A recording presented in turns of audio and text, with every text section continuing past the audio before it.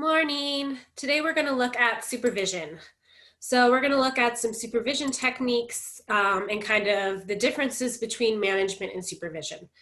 In a good program, you have management, supervision, and leadership. Probably under supervision, you probably have mentoring and coaching. So you could have a lot of different job titles or one title, but it encompasses many different job characteristics.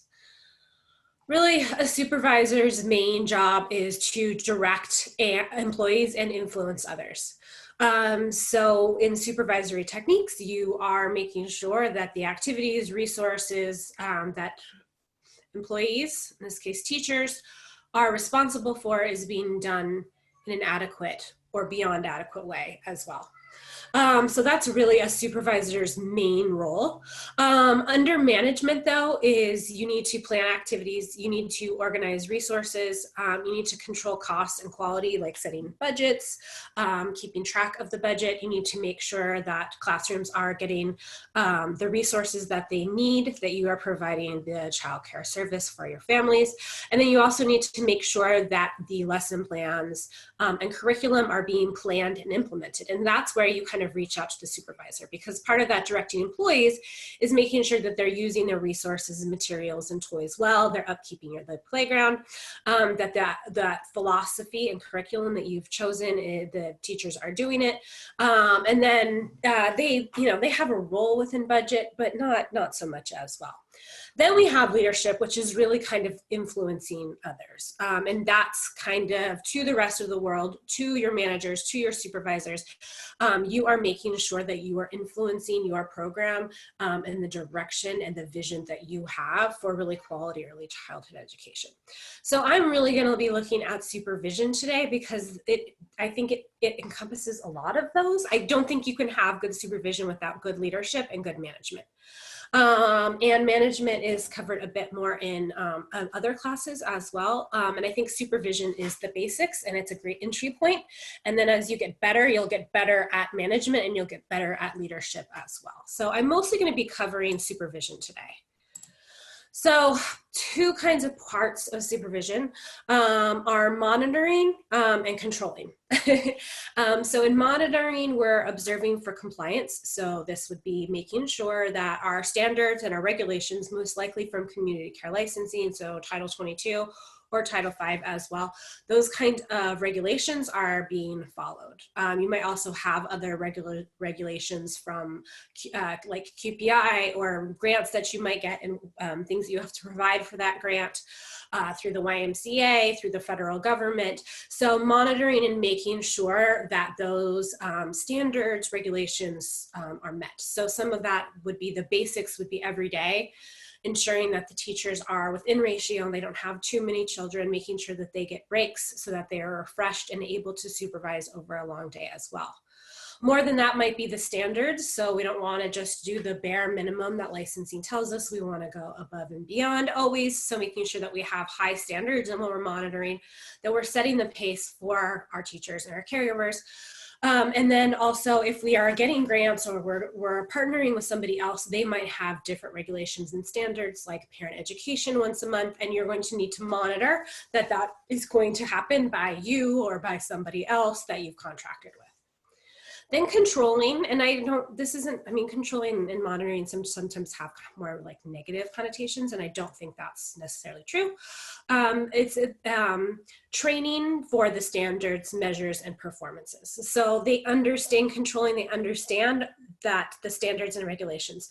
So we know what it is, they've signed, that they understand, and they've been told the policies and procedures, and then they've been trained for those standards and for performance and regulations and compliance as well. So they know what they're supposed to do and they have the skills to do it. And then you monitor always to make sure that they're going to happen. So we are, what standards do apply? All of them. There's so many. So we have licensing would be our biggest and our most important. Community care licensing is one of the most important regulations that we have to have, and what standards we need to supervise for. How you do that, and we'll talk about some of the ways that we might supervise, but making sure that you know what the regulations are, from kind of the biggest ones like supervision for safety, for health, and then some of the smaller ones that, you know, sometimes leave my mind. You know, brochures. I one time had a brochure that we were going to send out to the printers, and thank God somebody noticed, because I had forgotten to put the licensing number on the brochure, and thank God somebody saw that before it went to the printers and it went out everywhere, because that is a licensing regulation, is that you have your license number on any kind of marketing materials that you put out into the community. So you need to know the big ones and be really good at it, and then hopefully have a community of people who can help you with those smaller ones that you might sometimes forget. Which standards? You might have ECHRs. That might be standards that you complete that, or it might be completed for you by an outside organization, and that's what gets you grants or, you know, a certain rating or accreditation. We might also do QPI or NECPA or NIAC, so those standards accreditation bodies as well. Those are really going to help us know what standards and regulations, and then meeting them, and then also thriving under them. I don't think when we're going through accreditation, either with NIAC or NECPA, that we're thriving. We are typically stressing, because there are some things in those accreditation books that we don't do all of the time. I remember, you know, somebody giving me a woodworking table back in the day because we were going through NIAC. I think this was 99 or 2000, and I was like, yeah, I'm not doing woodworking. I didn't feel comfortable with my very young threes. I didn't know how to do, you know, hardly hold a hammer myself. So I was definitely not thriving. I was definitely stressing under those regulations. So we don't want to translate that to our staff though, and do what I had done to me, which is just, here's a table, you need to use it because that's what they've told us to do. You know, doing something to help me buy into the idea of woodworking, holding, you know, and that was going to be getting comfortable with those materials myself. But I never really incorporated it into my classroom because it was just given to me without any kind of support, any kind of policy except do it. And then I had no training, and I didn't know how to have really young children do woodworking. So how do we evaluate quality? I think that's important, is to know what quality, what your vision is for quality, and then what are the vision of the stakeholders or the people who are engaging in this process with you. And then also evaluating your quality before you kind of start a process of changing your supervision. So where do we want to be, and where are we starting? I think children are very good at evaluating quality. I think you can ask them questions. I think you can observe their play and behavior, and that's a huge indicator of how comfortable a child is or what kind of education they have as well. I think that we can talk to families. You can do anonymous surveys, like a Survey Monkey that you send out. You might want to offer that, you know, the 5 people will be chosen for a Target gift card, otherwise people might not do it. You can also do it not anonymously as well, or you can do it when families leave, like an exit interview. So after 2 or 3 years, their child's going to kindergarten. Can you tell me what you liked and didn't like about the program? Teachers as well. Teachers are very open usually, and they will tell you what they like and don't like. And we would consider this more bottom up. Bottom up would be the teachers and the staff, the front lines who are doing the child care and education work every day. What do they need? What do they want? What do they want out of a supervisor? What don't they want? And taking that into consideration. We're not going to always be able to follow everything that a teacher might want, but we would also want to know what they think are some areas of change when it comes to quality and supervision. And then people above us, so management above us, maybe your program director, maybe HR and how you treat your teachers. Hold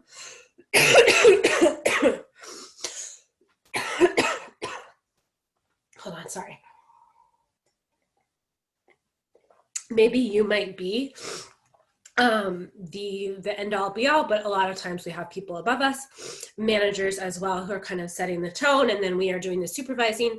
And then you might have a board of directors who, especially if you're a nonprofit, then you also have to think of what does licensing think quality is, which is mostly health, safety, and supervision. What might inspections that you might have, like if you're in the military, what do they think quality is? Accreditation through NIAC or NECPA, what do they think quality is as well? well. And if you're going to be going through those, you know, you're always going to think about licensing or your board if that's part of your life, and you're always thinking about licensing no matter what. But if you are going through accreditation, that's also something that you're going to have in the back of your mind, even if you're not going through kind of your accreditation process. I think it's important with jobs as well to kind of have an organizational structure. So who reports to whom, if there are concerns, who do I reach out to next? So an organizational chart like this one might be really helpful. Sorry, my skills. I couldn't find one on Google Images or in the textbook that I really liked. So I thought I kind of made this one. So that's why it looks so crappy. So at the top might be your program director, and maybe over them might be your board of directors.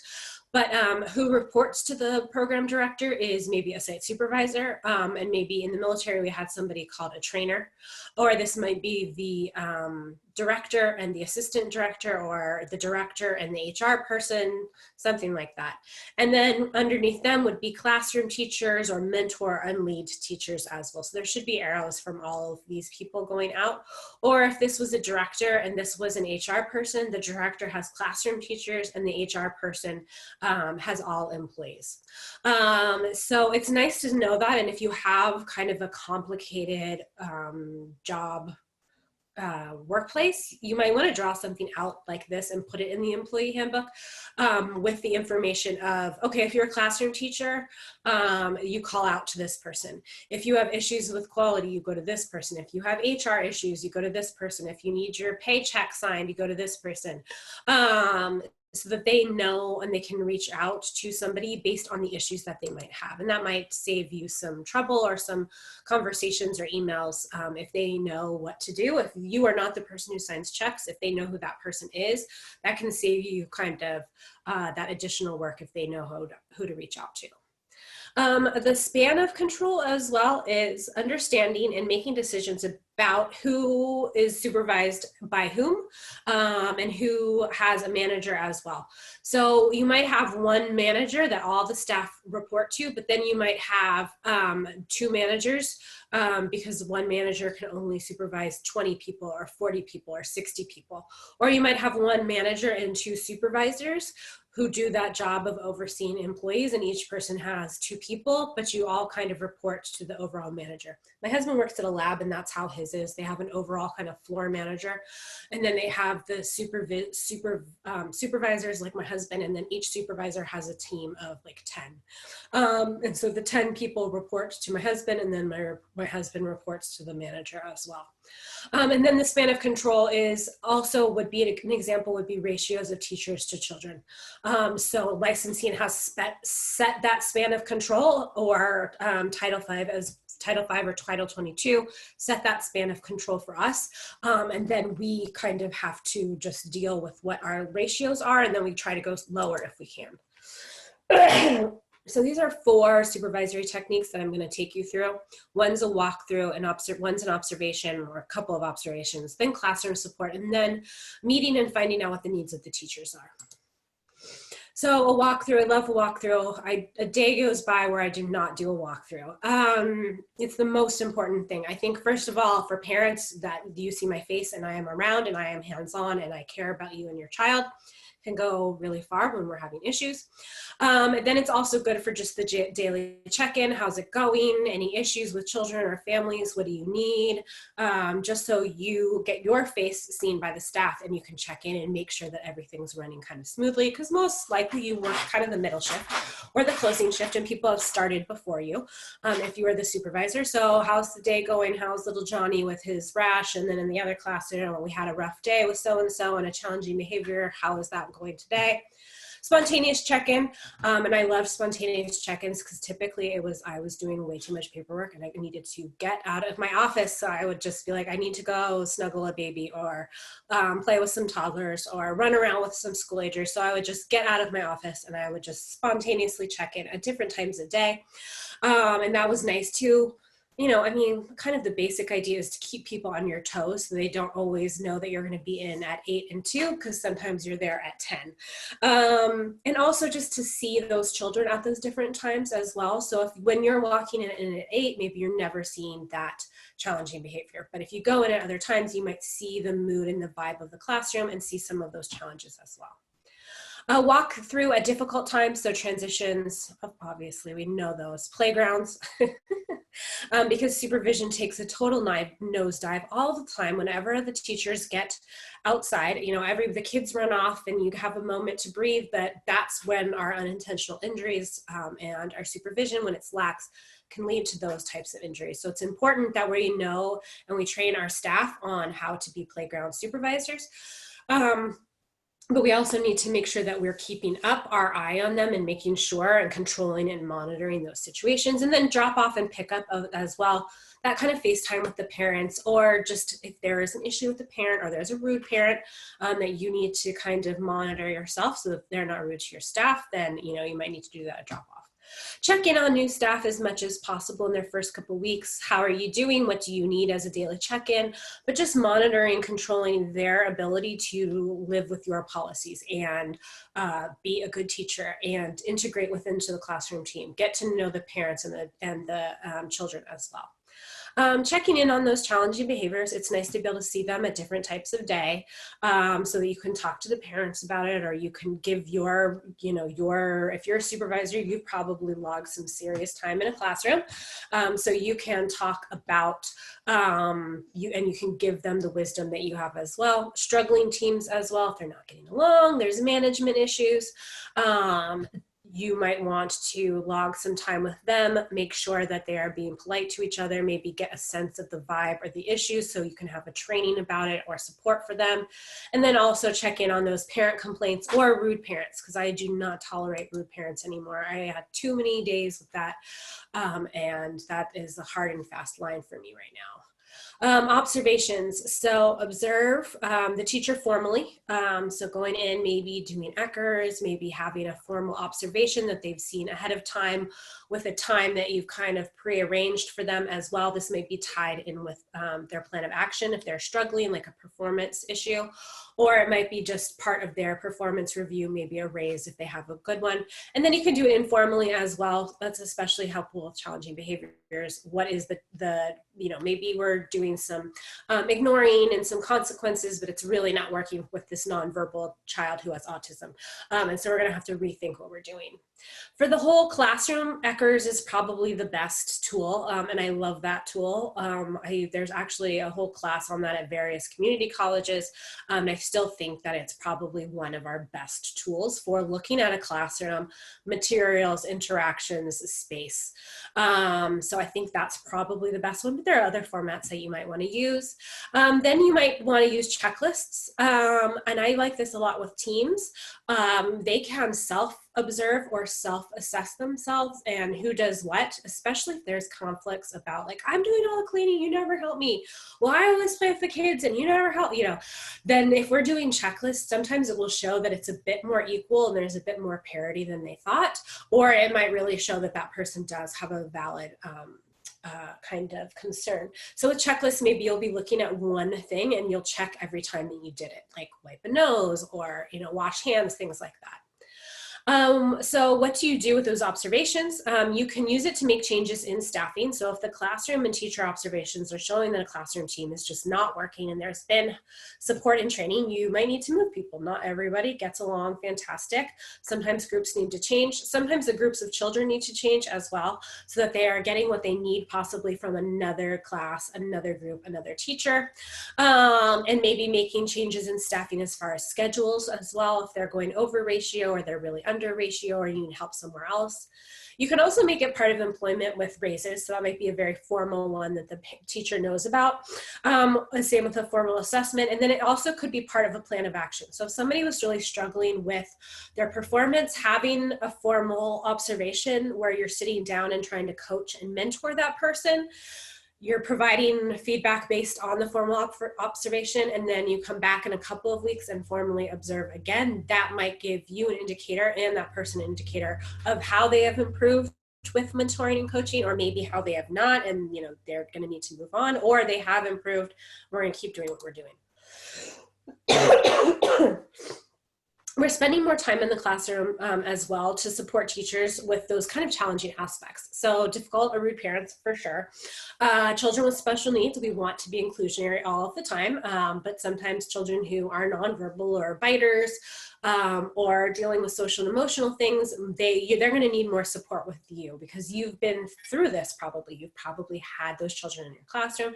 And so you can really support that staff with those little tweaks, or, figuring out like, oh, these resources are not working. We need a better, high chair situation, because this child needs to be able to have his feet planted on something, because that's going to improve oral motor skills, and then they're going to be able to eat better. Or, we need a bigger circle time rug, and we're not going to be so rigid and sit here, sit there if we have more space. And then, we're going to get a child a stress ball for circle time, because he's very touchy-feely, sensory, touching everybody, and the other kids don't like that. So those are the types of things that you can really support children with. And then the materials, their wish list of what they want, but typically it's what they need, and what you can provide, being pretty open about what your ability right now for materials is. I think that's very important. And then arranging for community services to support children in the classroom as well. Therapists for regional center, First Five, C3. I used to be an early interventionist, and I would go with the parents and I would meet at children in the classroom. So one of the children had really low motor skills. And so he was 3, but he was 2, but he was staying in a 1-year-old classroom because he really couldn't transition yet onto the 2-year-old playground. He needed to be on the really, really basic one. So I would go with his parents and we would work with him on the 2-year-old playground to like help him be able to do stairs. If there's like where the dips were, how to like recover his balance on the grass, things like that as well. And then we would teach the teachers as well. Both the ones who had him in the younger classroom, and then the ones that he was kind of transitioning into, like, this is his issue with his core. It's really, we don't always, while we want to encourage him sitting up on his own, also if he's doing like a fine motor skill, like trying to write or something like that, it's too much for him to sit upright and to like support that core and work on his writing. So that would be okay that he sits really supported in a chair. Maybe even we got him a buckle chair, so that he was really safe in that chair. And then the teachers just had to be really responsive that they would unbuckle him, and not just leave him there, because he was a little nonverbal as well. So it was too much for fine motor and gross motor at the same time. So those kind of community, and that cost nothing to the school, because this was a parent support service, but the parents were with me and I was supporting the child have better education. Then managing the needs of the teachers. I think by being a friendly, positive, fun you are doing a lot of the supervisory work. So you need to meet the needs of each child in the classroom. So you need to meet the needs of the teachers so that they can do that for the children. So each teacher is going to have their own way that they are kind of managed best.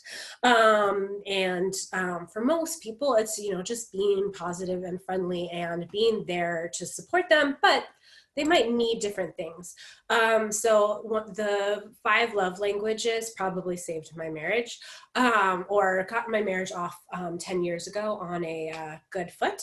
And then Gary Chapman, who wrote that, also wrote the 5 languages of appreciation. You could also do temperaments as well. I think my feisty temperament is pretty understandable. And I think if you knew that I was feisty, that would probably help you. Personalities. I know enneagrams are very popular, but the Myers-Briggs too, you could, in a staff meeting, that might be fun. Everybody does a personality test and that might give you information about what other people need from you.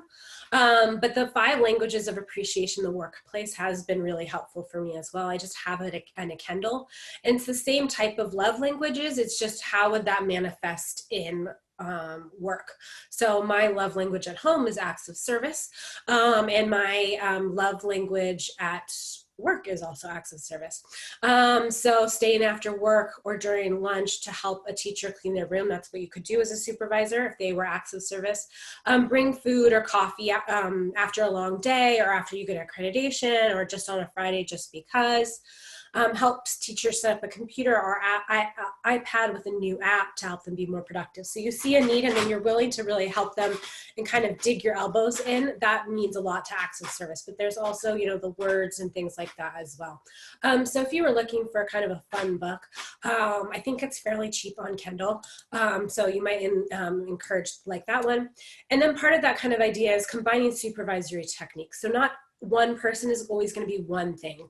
So you might appreciate and support two teachers in one classroom in very different ways, but they're still going to have to do the same formal observation process. They're still going to have to do ECHRs. They're still paid the same amount.